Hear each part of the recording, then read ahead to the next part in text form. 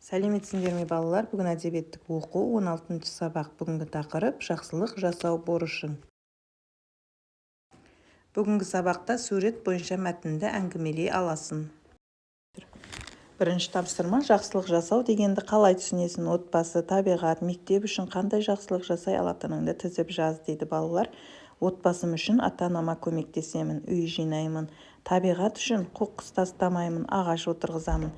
Мектеп үшін сыныпты таза ұстаймын, достарыма көмектесемін. Екінші тапсырма: жақсылыққа жамандық бар ма? Осы сұраққа жауап іздей отырып оқы. Баланың айласы. Бір ғалым адам жапан далада келе жатып аяқ астындағы бір үлкен тасқа сүрініп жығылыпты. Бұл тас адамға зиян келтіретін тас екен.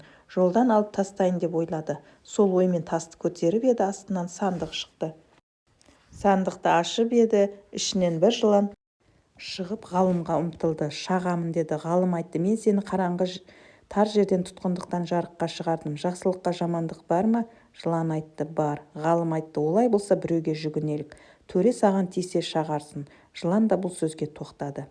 Екеуі келе жатып түйеге жолықты. Түйеге бұлар істерінің мәнісін айтып еді. Түйе айтты: «Жақсылыққа жамандық бар. Не үшін десеңіз, мен адамның қанша ауыр жүгін, мүлкін тасып өзімше қызмет етсем де, адам қай уақытта да шамамнан тысқары жүк артады. Жүре алмасам ұрып соғып ренжітеді». Жылан мұны естіп ғалымның мойнына бір оралды.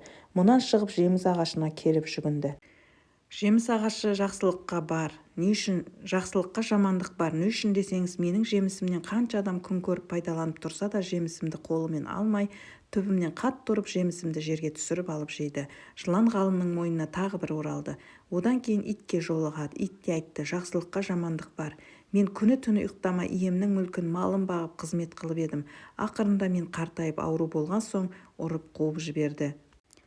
Ғалым айтты: «Енді тағы біреуге жүгінелік. Төре тағы саған тисе шаға бер».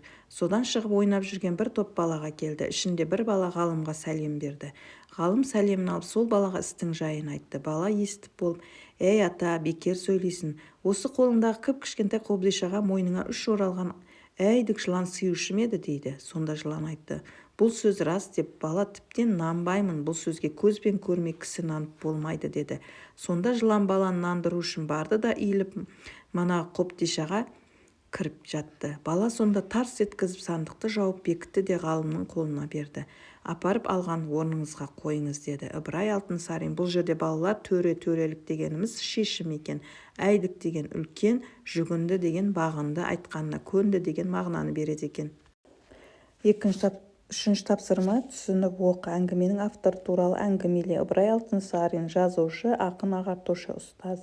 Қазіргі Қостанай облысы Қостанай ауданында дүниеге келген. Оның «Кел балалар оқылық», «Өнер білім бар жұрттар» өлеңдері балаларды оқуға, білімге шақырады. Балаларға арнап әңгімелер, өлеңдер жазған. Келесі төртінші тапсырма: мәтін бойынша берілген суретке қарап әңгімеле. Жақсылыққа жамандық бар ма дегенді қалай түсінесің? Бұл сұраққа мәтін кейіпкерлері қалай жауап берген? Мен жақсылыққа жамандық бар ма дегенді кейде адамдар жақсылық көрсе де оны бағаламай жамандық жасайды деп түсінемін. Мәтіндегі түйе, жеміс ағашы және ит бәрі де жақсылыққа жамандық бар деді. Олар адамға қызмет етіп пайдасын тигізгенімен соңында адам оларды ренжіткенін, ұрғанын, қуып жібергенін мысал етті. Ал бала ақылмен ғалымды құтқарып әділдік орнатты. Бесінші тапсырма: менің ойымша, өйткені, менің айтайын дегенім, себебі, өз пікірімді айтар болсам, оған дәлел деген сөз тіркестерін қолдану арқылы өз пікіріңді білдір. Қалай ойлайсың? Жақсылық жасасаң, ол өзіңе жамандық болып қайта ма дейді балалар.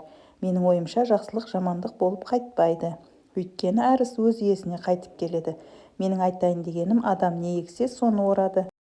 Себебі жақсылық жасай білген адамға жақсылықпен жауап береді. Өз пікірімді айтар болсам, оған дәлел: өмірде мейірімді адамдар әрқашан құрметке ие. Менің ойымша, жақсылық жасасаң, ол жамандық болып қайтпайды. Алтыншы тапсырма: мақалдың мағынасын мысал келтіру арқылы түсіндір. Жақсыға қылған жақсылық өміріңде тозбайды. Жаманға қылған жақсылық бір күнгідей болмайды. Жақсы адамға жасаған жақсылық ұмытылмайды, ол бағаланады. Ал жаман адам жақсылықты қадірлемейді, оны тез ұмытады екен балалар. Мысал: Айгүл ауырғанда сыныптас Алия оған көмектесті. Кейін Алияға көмек керек болғанда Айгүл де оған қол ұшын берді. Бұл жақсылыққа жақсылық. Ал егер Аля көмектессе де Айгүл оны ұмытып, оған жамандық жасаса, бұл жақсылыққа жамандық болады екен балалар. Соңғы 7-ші тапсырма: мәтіндегі баланың іс-әрекетіне баға бер. Мәтіндегі баланың іс-әрекеті өте дұрыс, үлгі боларлық іс. Ол атаға көмек көрсетіп, жыланнан құтқарып қалды. Мұндай әрекет адалдық пен адамгершіліктің белгісі. Балалар, сабақ аяқталды. Келесі сабақта кездескенше сау болыңдар. Каналға тіркеліп лайк басуды ұмытпаңдар.